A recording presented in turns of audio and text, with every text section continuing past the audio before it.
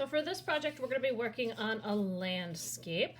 Because we are coming up to break, I'm going to let you guys do it in half size. But in a normal school year, we would do this a full sheet of 9 by 12 paper.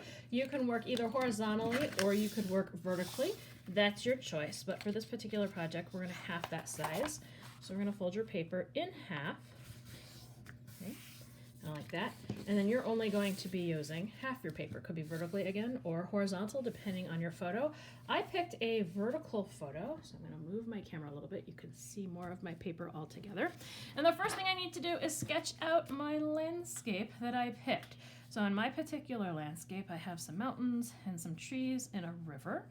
And I'm just going to do a general sketch of what mine looks like. So I have some pine trees. I'm not going to draw every branch and every needle in pencil, but I am going to give the general outline of those trees so that I know where they go. There's also some boulders in there, so I'm going to make sure that I include those boulders, and then that they're disappearing behind the trees as they should. Some of my trees are taller, some of my trees are shorter.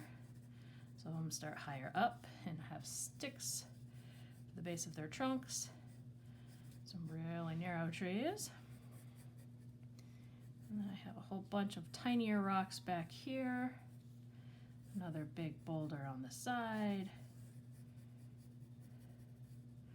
And it has a little tree that comes out over here. Again, it's not going to be an exact replica of your image that you found, but you should be following the general guidelines of it to help you with this project. And then I have a river that flows through here, so that gives it a whole different look. It goes from being a smooth river to really choppy rocks. This one has some bushes that come out and then back in. It goes off the edge over here, but then I have some boulders out into my river or show up in the middle of my river. I'm going to put those in. And remember, wherever the water is washing around those, it's going to have more of this type pattern to it, right? Because it's coming off and around the edges.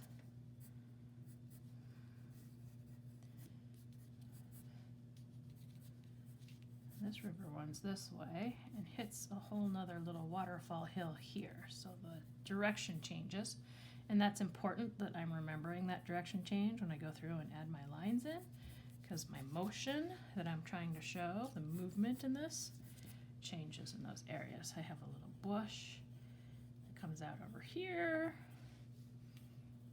a bunch of little scraggly bushes around that shoreline, and then some rocks and hillside back in here, some more trees.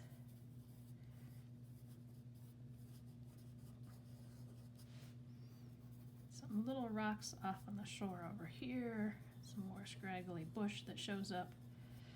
Bushes really like to grow next to the water for the most part. That's where they get their water and nutrients from a lot of the times. And you get floods, and some of them wash away in the floods, and then they grow back. All right, there we go. So that's the general outline of what it is I'm going to be working with. Now I'm going to go through with my skinniest, tiniest Sharpie that I have. I think yours is smaller than mine. Yours is almost more pen-like. Mine's a little bit larger. But now you want to start thinking about using those 5 different types of line that we talked about. So mine, for example, is going to have a lot of vertical because I have those nice big trees, but sometimes the branches overlap my tree, so it's not going to show the whole time. And you can keep this very sketchy. You can get a little bit tighter. This all depends on your style of drawing. I want to keep this one sort of sketchy because there's so much movement going on in here. So those are some of my vertical lines that would show up. And then with these particular trees, I have horizontal, and I'm going to use some hatch marks for these ones because they are pine trees, and so they start thicker and they get thinner as they move out. So I'm just going to do some parallel vertical lines, but those vertical lines next to one another end up being also horizontal in movement, right? So they would count as my vertical and my horizontal. And these trees get a little bit bigger as they move down.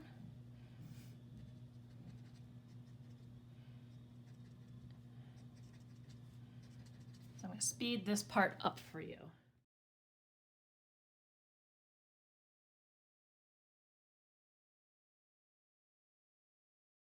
So you can see up over here, I started getting some of those zigzags in because I could do a zigzag pattern over here. I have more of my diagonal ones over here. And if you have something more like an oak or a maple tree, then it might be more curly or curved line like this. And you're going to want to go through and kind of put your lightest ones in first. So these would be representative of all the different types of leaves that are going on back here in this particular tree. But then if you had areas that were lighter and darker, you could go back in either with a heavier line to make those shadows be represented, or you could just go back in and overlap a little bit more with skinnier lines to make your shadows represented. That way it gives it a little bit of fluctuation between lighter areas and darker areas. And then as I come down here to my rocks, I can do the outlines of my rocks. And I can do some little shadows in them, but I don't have to do very much, really. You don't want to over-represent them. They need to stay fairly open because my rocks are a lot lighter than anything else in here. I can also go through and use some of that stippling technique, the little dots, if I want to add some shadows between the rocks, but keep them fairly light in the rest of the areas, sort of like that. Again, if you're working on the bushes out here, you can go back to the wavy or curly line type pattern for any bushes that you might have. I know some people like to get really tight with them, and they'll go through and they'll actually do little bumps for the individual leaves. That's another way that you could go through and represent your bushes.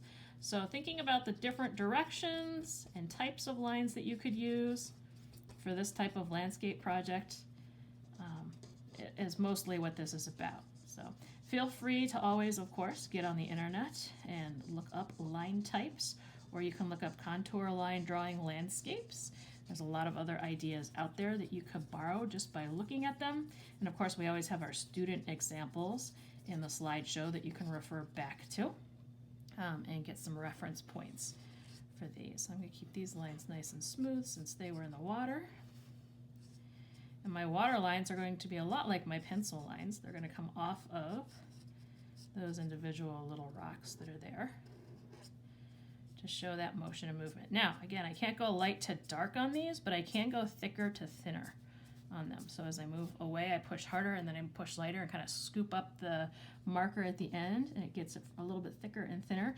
You can also change the kind of marker you're using. So if you started out with a really skinny one, you could always move over to your medium-sized marker that you have, or even your really big marker to use some different line weights. So for example, if I went to make sure that this was highlighted that it was darker on the bottom edge, because there's a little bit of a gap in my image, I could always go through like this with a thicker line to make that edge darker, and then it makes it look like it has more weight and more shadow than if I just had it with that skinny one earlier, right?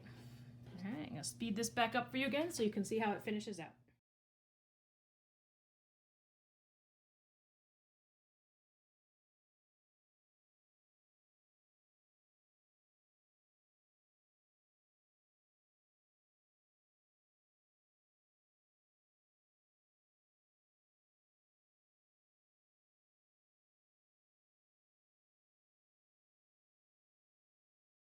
So once I'm finished, I can go back through if I still have any places showing pencil, and I can erase that pencil out so that it cleans up my paper a bit more.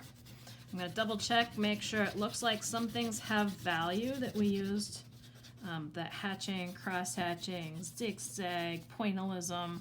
We've used all of those different types of black and white value throughout with those 5 different line types. I have curved, horizontal, vertical, zigzag. Wait, there we go. Then I would take a picture of this and then upload it to my assignment tab.